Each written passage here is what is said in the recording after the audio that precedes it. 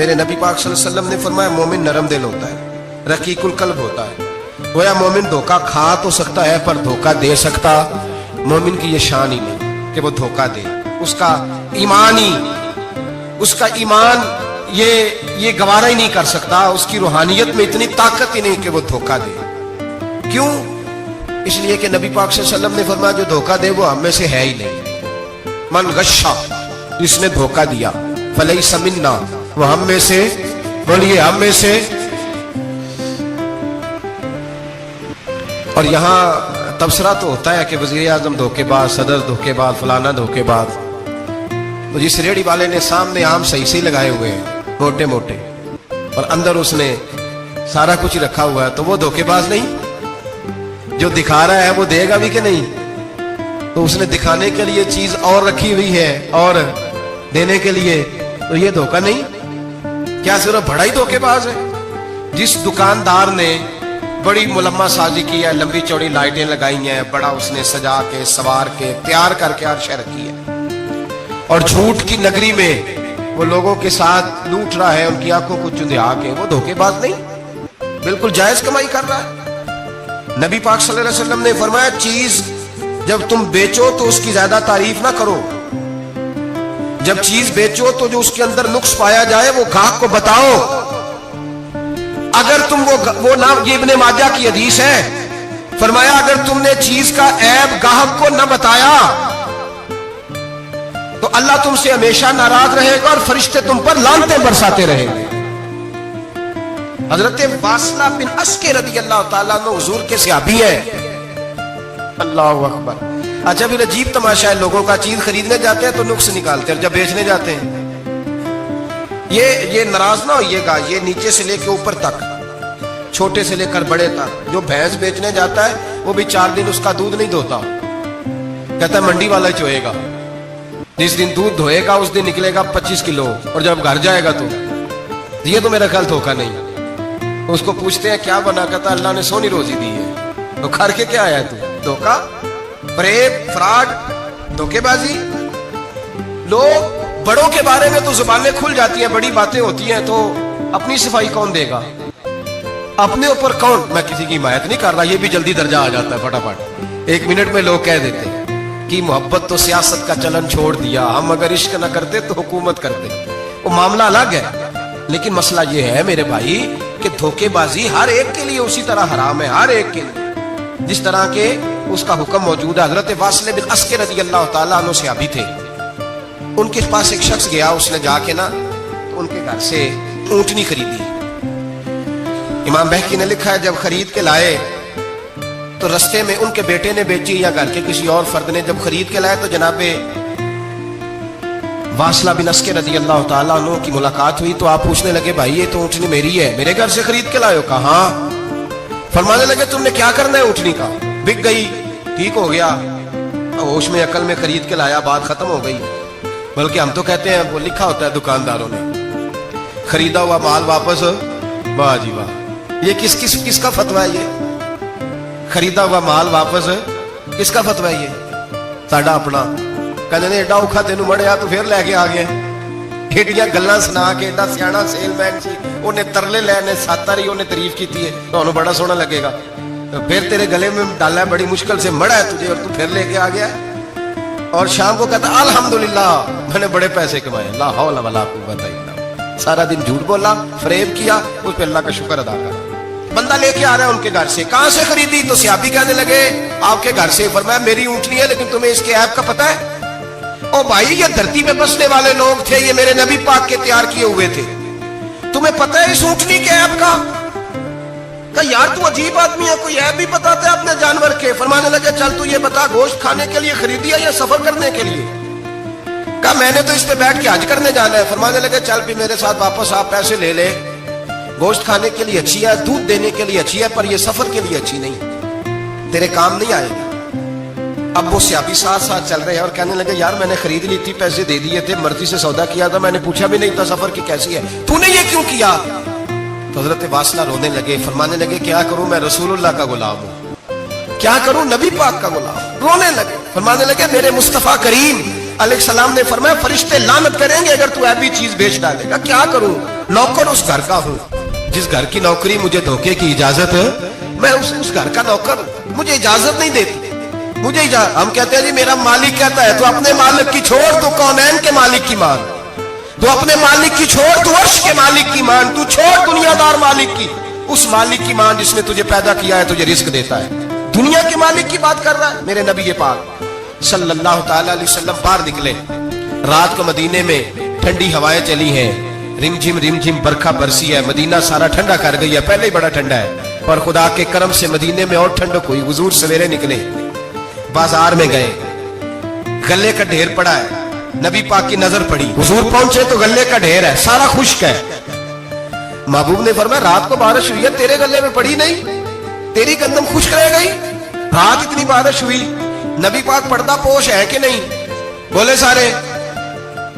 मेरे आला हज़रत फरमाते हैं क़यामत में हमारे ऐब छुपेंगे तब जब मुस्तफा अपनी चादर में छुपाएंगे।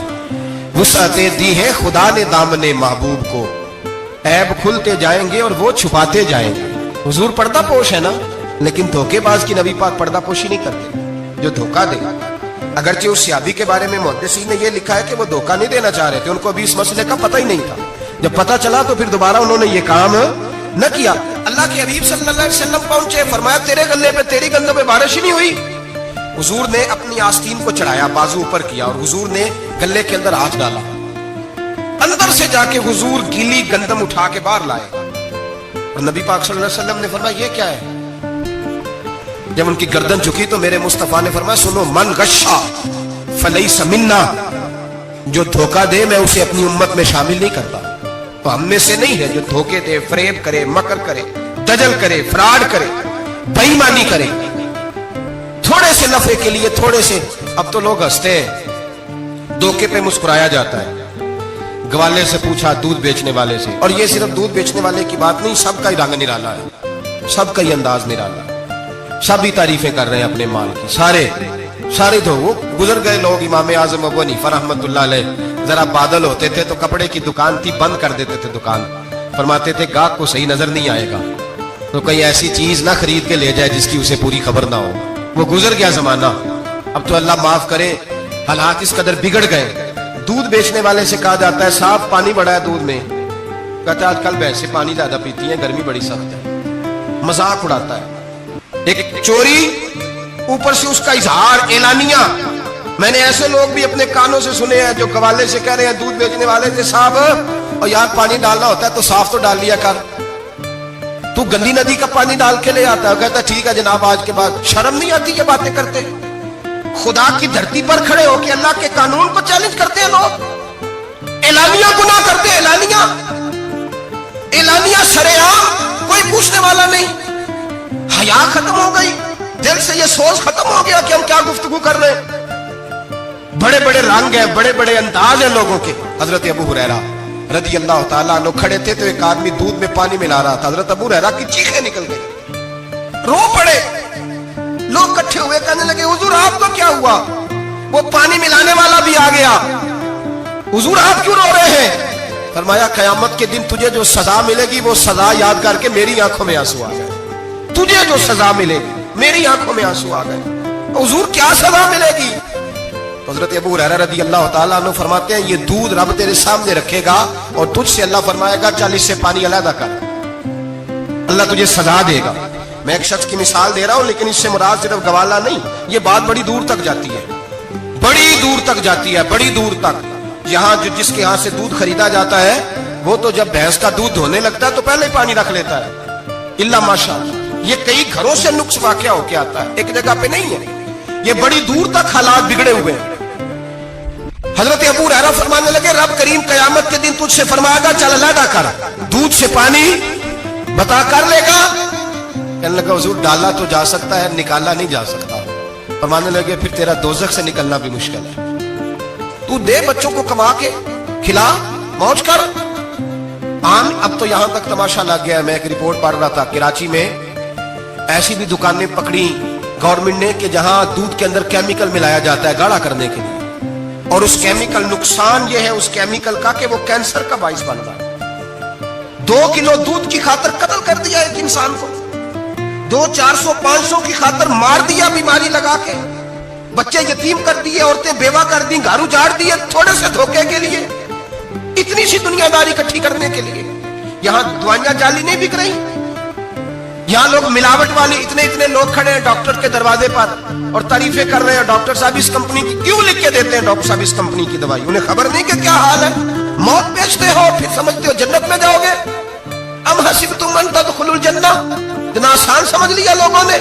मेरे रसूल पाक सल्लल्लाहु अलैहि वसल्लम ने फरमाया, जिसका दोस्त, जिसका भाई, जिसका पड़ोसी उसके बवाइक से महफूज ना हो, वो आदमी जन्नत में नहीं जाएगा।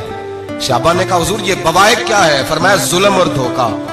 इसने पड़ोसी को भी धोखा देने से वो बाज नहीं रहा। लोग शिकवा करते हैं, कहते हैं लोग दुनिया सारी धोखेबाज हो गई है, लोग सारे, किसी ने मुल्ला रूमी से कहा था हुजूर सारे लोग ही धोखेबाज हैं। फरमाया तू अपना तजर्बा करना, तुझे इसलिए सारे धोखेबाज मिलते हैं कि तेरे अपने अंदर बड़ा धोखा है। अपने अंदर खुलूस पैदा कर, अल्लाह तुझे बड़े खुलूस वाले लोग अता फरमाएगा। तू खुद इससे यारी लगाता है, धोखे के रंग में लगाता है।